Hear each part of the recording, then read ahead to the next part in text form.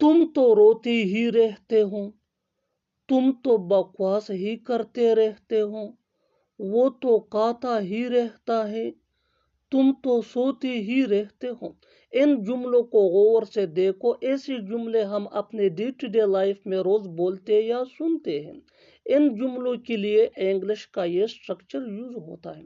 Subject plus keep या keeps.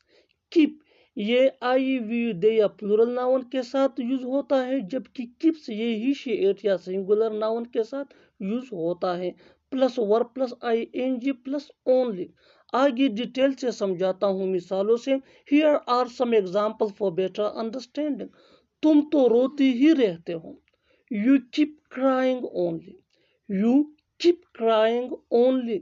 तुम तो बकवास ही करते रहते हो, you keep talking nonsense only, you keep talking nonsense only. वो तो कहता ही रहता है, he keeps eating only, he keeps eating only. तुम तो सोते ही रहते हो, you keep sleeping only, you keep sleeping only. और आखिर में ये सेंटेंस आपके लिए कमेंट सेक्शन में इसका जवाब जरूर देना।